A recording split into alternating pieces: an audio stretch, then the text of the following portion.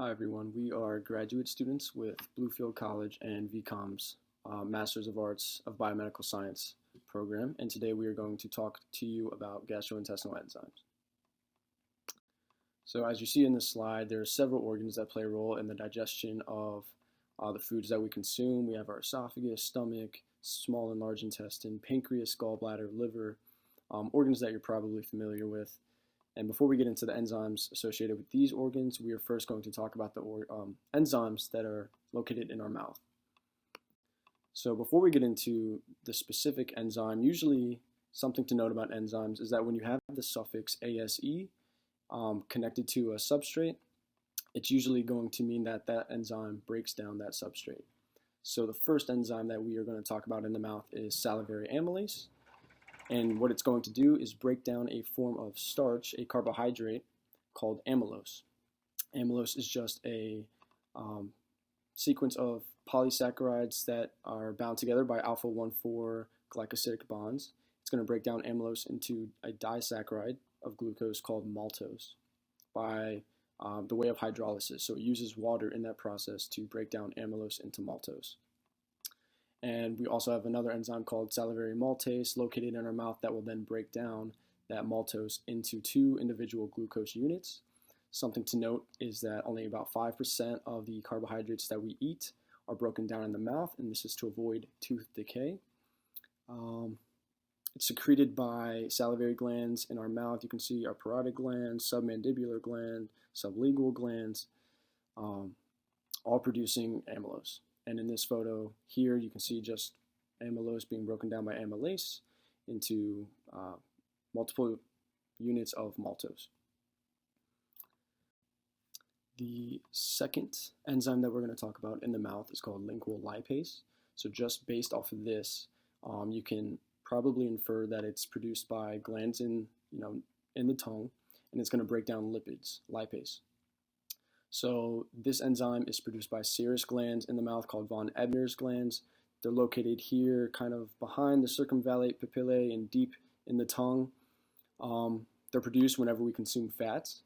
And the fats that we consume are called triglycerides. And what the lingual lipase is going to do is it's going to break down that triacylglycerol into diacylglycerol, monoacylglycerol, and free fatty acids. You can see here that it also uses hydrolysis, so it also uses water in that process to break down these fats that we consume. Something to note is that it's been active in the stomach and proximal portion of the small intestine, so it comes down through our esophagus with the food that we consume. Another thing to note is that the rate of our digestion of these fats is going to be slow because those fats have not yet been emulsified. So the way that these fats become emulsified is done with bile, and we will cover that when we get to the small intestine slide. The stomach acts as a physical storage site for food that is waiting to be further digested with help from the small intestines, liver, pancreas, and gallbladder. The stomach contains gastric glands for secretions of gastric juices, which are composed of water, enzymes, and hydrochloric acid. The hydrochloric acid is what contributes to the high acidic environment that is often referred to when talking about the stomach. The gastric juices aid in the digestion of macronutrients such as carbohydrates, proteins, and fats, and the stomach is also going to contain mucus secretions to protect the stomach lining from the high acidic environment produced by that hydrochloric acid. So hydrochloric acid mainly assists with protein digestion due to the high acidic environment causing denaturation of proteins. It is also going to convert pepsinogen to pepsin, as well as inhibiting the digestion of carbohydrates. So this occurs when that salivary amylase that was produced in the mouth reaches the stomach is going to denature into proteins. The gastric lipase enzyme is also going to assist in breaking down triglycerides into fats. And so overall, the process of the stomach digestion of food is going to occur as small amounts of food move to the mid and lower regions of the stomach and interact with those digestive enzymes to form a food bolus. This food bolus will slowly move into the duodenum of the small intestines through the pyloric sphincter by peristaltic actions produced within those muscles. Okay, so now we're going to talk about the liver and the gallbladder, and the main player in both of these is going to be bile, which is going to be used later on to digest fats.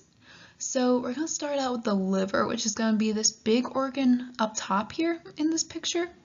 And what the liver's main job is going to be is to produce and actually make the bile. So it's going to take mainly cholesterol and then some other substances as well, combine them and form this bile substance.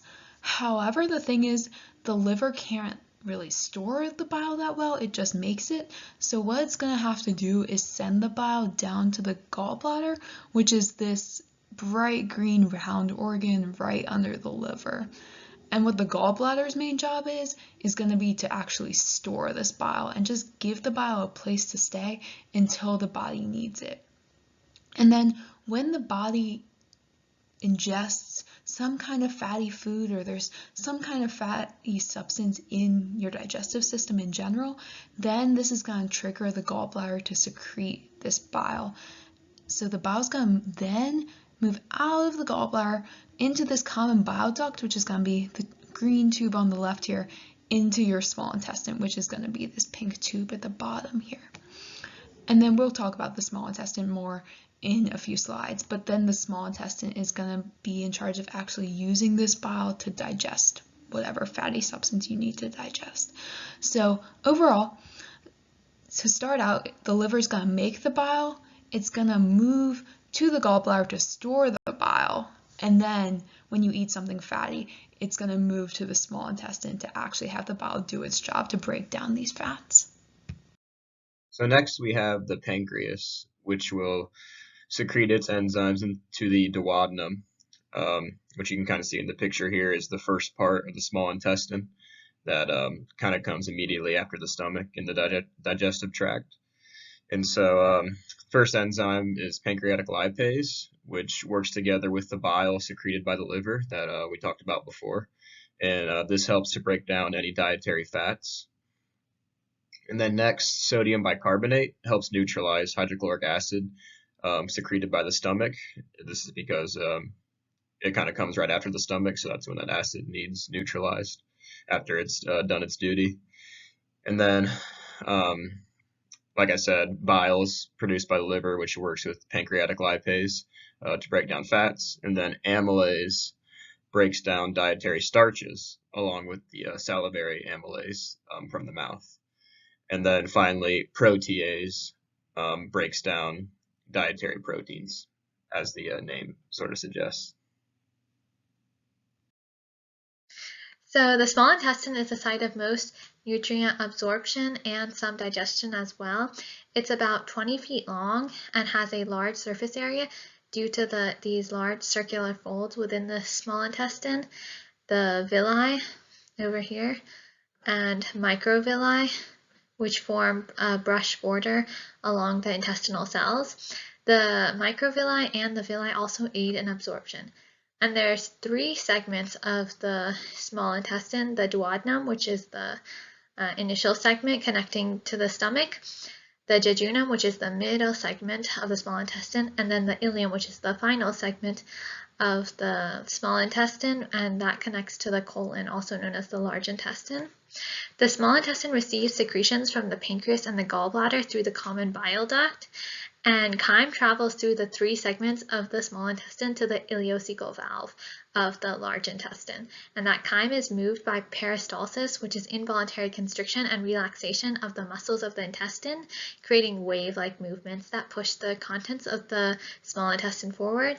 And the chyme is mixed by segmentation, which is contraction of circular muscles in the small intestine, and that promotes contact with digestive secretions and absorption cells of the intestinal wall.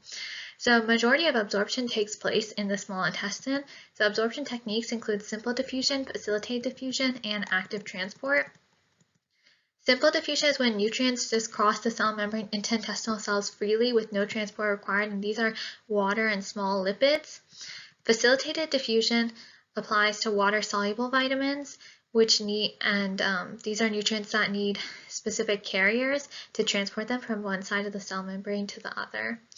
Then active transport is with nutrients that move against the concentration gradient, and therefore require energy for active absorption. And these are glucose and amino acids.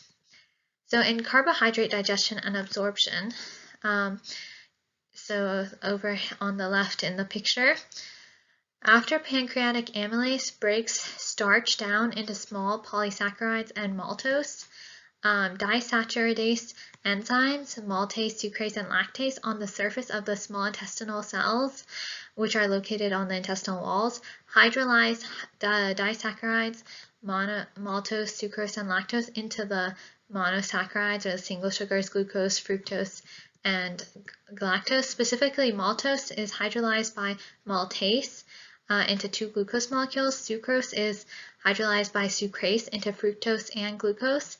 And a way to remember this is that fructose is the sweetest sugar. The S in sucrose stands for S in sweetest. And that is naturally found in fruits and honey. So lactose is hydrolyzed by lactase into galactose and glucose. And galactose contains the word lactose in it. So then the intestinal cells then absorb these monosaccharides, and those are absorbed into the blood. Indigestible carbohydrates are fiber, some oligosaccharides, and resistant starch, and those are transported directly into the large intestine. And the resistant starch, usually either the natural structure of grain protects starch molecules or cooking and processing alter digestibility. So this is in legumes, unripe bananas, cold cooked potatoes, rice, and pasta. In lipid digestion and absorption, so over here on the right, when fat enters the small intestine, bile is released from the gallbladder, and that converts large fat globules into small lipid droplets that repel one another. Lipases then break down small lipid droplets into fatty acids and glycerol. Bile is essential in this process for proper fatty acid absorption. In proteins, which is in this middle section right here, so protein is degraded into smaller peptides by pepsin and hydrochloric acid in the stomach. Then pancreatic and intestinal proteases split those polypeptides into tripeptides, dipeptides, and amino acids. And that's when it enters the small intestine. Then intestinal tripeptidases and dipeptidases hydrolyze these peptides into amino acids, which are then absorbed by small intestinal cells. So proteins and carbohydrates are absorbed into the blood, whereas for lipids, the short-chain fatty acids are absorbed into the blood and go to the liver, but the long-chain fatty acids are incorporated into lipid transport particles, and they pass into the lymph, so they enter the blood without having to pass through that liver first.